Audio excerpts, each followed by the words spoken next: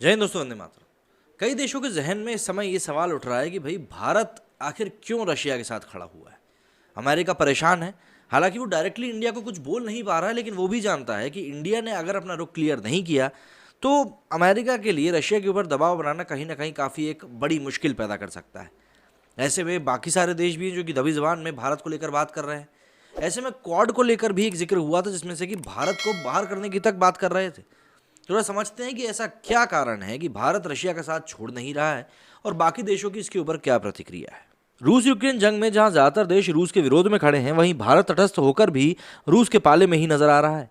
संयुक्त राष्ट्र सुरक्षा परिषद और आम सभा में रूस के खिलाफ प्रस्तावों के दौरान भारत अनुपस्थित रहा, रूस की आलोचना तक नहीं करी। यही नहीं, रूस के किफायती दर पर क्रूड ऑयल खरीदने का करार भी कर लिया। इससे अमेरिका को एक तगड़ा झटका लगा।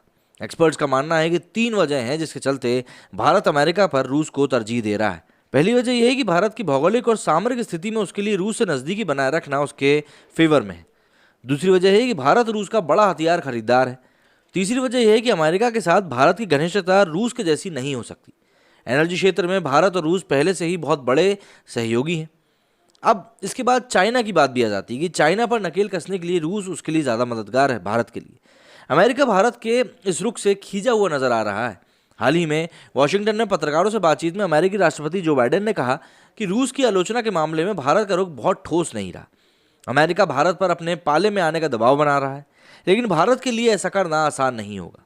भारत के रक्षा मंत्रालय के तहत काम करने वाले Manohar Parrikar institute of defence studies and analysis से जुड़ी एसोसिएट फेलो स्वाति श्राव मानती हैं कि भारत के लिए रूस को छोड़ना आसान नहीं है। इसकी वजह समझाते हुए वो कहती हैं कि भारत के 2 हिस्से हैं। एक ऊपरी भाग है जो कि लैंडलॉक्ड है, यानी चारों तरफ भूमि से घिरा हुआ है, और दूसरा है तटीय क्षेत्र और भारतीय भूभाग का निचला हिस्सा है और 3 तरफ समंदरों से घिरा हुआ है। भारत के लैंडलॉक्ड हिस्से की सुरक्षा के लिए रूस के साथ सक्रिय भागीदारी जरूरी है। वहीं जो तटीय इलाका है वहां चीन के प्रभाव को कम करने के लिए अमेरिका के नेतृत्व में क्वाड से सहयोग जरूरी है। जाहिर सी बात है, ये 2-धारी तलवार की तरह है।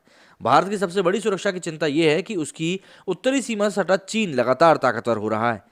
गलवान में भारत और चीन के सैनिकों के बीच हिंसक झड़प के बाद दोनों देशों के बीच सैन्य तनाव बढ़ा है और दोनों ही देशों की सेनाओं ने सीमा पर मौजूदगी भी बढ़ाई है। रक्षा विशेषज्ञ और अमेरिका डिफेंस किताब के लेखक इसाक स्टोनफिश कहते हैं कि भारत की सबसे बड़ी सुरक्षा चुनौती पाकिस्तान नहीं बल्कि चीन है। भारत के रूस के साथ ऐतिहासिक संबंध दोनों ही देशों के चीन के खिलाफ संतुलन बनाए रखने के लिए मददगार हैं और इसलिए ही ये संबंध बेहद अहम भी है। अब अमेरिका को रशिया के ऊपर भरोसा नहीं है, ये बात एक अलग है, लेकिन भारत के सामने सवाल ये भी है कि यदि चीन के साथ तनाव बढ़ा तो क्या अमेरिका उसके लिए मदद के लिए आगे आएगा। इसके ऊपर प्रोफेसर स्वाति राव कहती हैं कि भारत को अच्छा लगता अगर अमेरिका के पास रूस और चीन को एक साथ काउंटर करने की क्षमता होती, लेकिन ऐसा नहीं है। सबसे बड़ी कमी यह हो सकती है कि अमेरिका के पास यहाँ डिप्लॉय करने के लिए पर्याप्त संसाधन नहीं होंगे। यही नहीं, भारत प्रशांत क्षेत्र और क्वाड से अमेरिका का ध्यान हटाना भी एक वजह हो सकती है।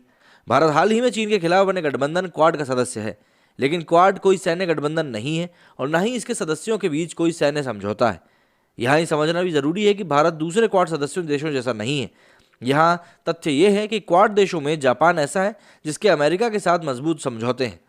जापान ने 1960 में समझौता किया था, तब से ही जापान अमेरिकी सुरक्षा के दायरे में आता है, इसलिए जापान रूस की आलोचना कर सकता है। ऑस्ट्रेलिया भी आसानी से रूस की आलोचना कर सकता है क्योंकि अमेरिका, ऑस्ट्रेलिया और न्यूजीलैंड के बीच भी सुरक्षा समझौता है जिसे एंजस कहा जाता है। भारत क्वाड का एकमात्र ऐसा देश है जिसका अमेरिका के साथ कोई भी समझौता नहीं है। प्रोफेसर राव कहती हैं कि ऐसे में जब अपनी क्षेत्रीय सुरक्षा की बात आती है तो भारत अकेला ही खड़ा होता है। इसी वजह से भारत रूस की आलोचना करने में स्पष्ट स्टैंड नहीं ले पाता। भारत के लिए अपने राष्ट्रीय हितों को रखना सर्वोपरि माना जाता है। रक्षा से जुड़ा ऐसा कोई क्षेत्र नहीं है जब भारत और रूस के बीच मजबूत संबंध ना हो। हालांकि हाल के सालों में भारत ने फ्रांस के रफाल लड़ाकू विमान खरीदे हैं, बावजूद इसके भारतीय वायुसेना में अधिकतर विमान रूस के ही हैं। रूस भारत को टेक्नोलॉजी ट्रांसफर भी करता है और भारत अपने रक्षा उपकरणों की मरम्मत के लिए भी रूस पर ही निर्भर है। प्रोफेसर राव बताती हैं कि एक और अहम बात यह है कि हमें कई कारणों से रूस की ज़रूरत है। इनमें रक्षा ज़रूरतों से लेकर दूसरी चीज़ें शामिल हैं। भारत अभी अपनी 50 से 85% रक्षा ज़रूरतें रूस से ही पूरी करता है। भारत रूस की आलोचना इसलिए भी नहीं कर रहा क्योंकि भारत के सभी उन्नत हथियार रूस से ही आते हैं। उदाहरण के लिए हाल ही में भारत ने रूस से अति उन्नत anti missile defence system S-400 खरीदा है। इसकी एक खेप भारत को मिल भी चुकी है। SSN और ब्रह्मोस भी इसके उदाहरण हैं। अमेरिका ने भारत के साथ रक्षा सौदों की पेशकश भी की है, लेकिन इनमें सबसे उन्नत हथियार शामिल नहीं है। प्रोफेसर राव कहती हैं कि अमेरिका अपने शीर्ष हथियार भारत को नहीं बेचता है।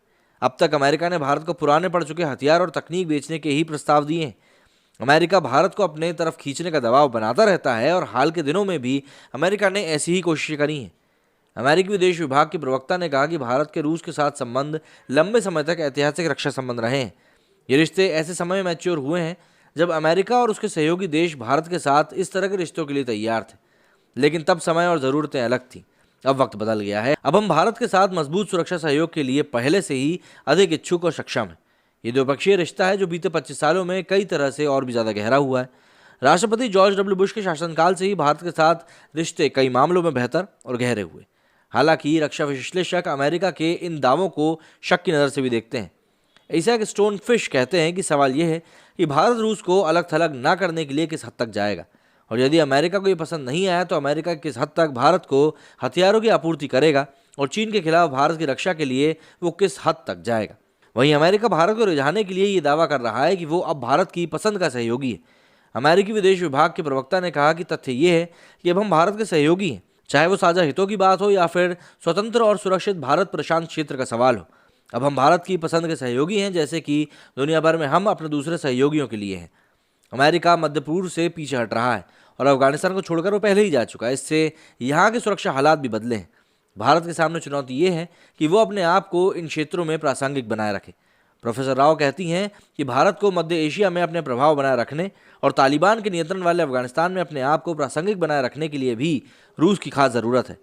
खासकर अमेरिका के मध्य पूर्व और अफगानिस्तान के चले जाने के बाद ये ज़रूरत और भी ज़्यादा बढ़ गई है। पहले इन क्षेत्रों में अमेरिका ही मुख्य सुरक्षा प्रदान करता था। भारत संघाई सहयोग संगठन का भी हिस्सा है और यहाँ अपनी सक्रियता को बनाए रखने के लिए रूस से बेहतर संबंध जरूरी है। यही नहीं, नॉर्थ साउथ मैरीटाइम कॉरिडोर, जिसमें भारत के अलावा ईरान, रूस और मध्य एशियाई देश शामिल हैं, उसमें बने रहने के लिए भी भारत को रूस की ज़रूरत है। यहाँ ध्यान देने वाली बात यह है कि इसमें पाकिस्तान और चीन नहीं है। प्रोफेसर राव कहती हैं कि इन सभी कारणों की वजह से भारत रूस के साथ संबंध खराब करने का खतरा नहीं उठा सकता। भारत को अपनी राष्ट्रीय हित सर्वोपरि रखने ही होंगे। लेकिन इसके बाद सवाल ये उठता है कि अगर रशिया कमज़ोर हुआ तो क्या होगा। यूक्रेन युद्ध को 1 महीना हो चुका है और रशिया अभी यूक्रेन को झुका नहीं सका है। भारी बर्बादी और 1 करोड़ से ज़्यादा लोगों के बेघर होने के बावजूद यूक्रेन युद्ध के मैदान में डटा हुआ है। पश्चिमी रक्षा विश्लेषकों का आकलन है कि रूस के लिए हालात मुश्किल हो रहे हैं। इंटरनेशनल कम्युनिटी में भी रूस अलग थलग पड़ गया है। यदि इस युद्ध में रूस कमज़ोर होता है तो फिर भारत को अपना आगे का रास्ता तय करने के लिए कई मुश्किलों निर्णय लेने होंगे। तुर्की में इंटरनेशनल रिलेशंस पढ़ाने वाले ओमर अनस मानते हैं कि यदि रूस कमज़ोर हुआ तो ये भारत के लिए आदर्श कंडीशन नहीं होगी। अनस कहते हैं कि यदि इंटरनेशनल कम्युनिटी में रूस कमज़ोर होता है तो सीधे तौर पर भारत भी कमज़ोर होगा, इसमें कोई शक नहीं है। भारत के सामने फिर कोई विकल्प नहीं होगा।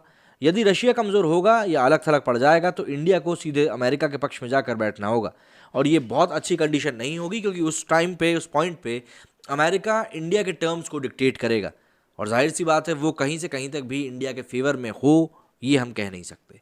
तो इसीलिए इन सभी चीज़ों में मुद्दे की बात यही है कि रशिया का स्ट्रांग रहना भारत के लिए ज़रूरी है। अगर ऐसा नहीं होता है तो इंडिया के सामने कई सारी चुनौतियाँ खड़ी हो जाएंगी। मेरे इस वीडियो में फिलहाल इतना ही। जय हिंद, जय भारत।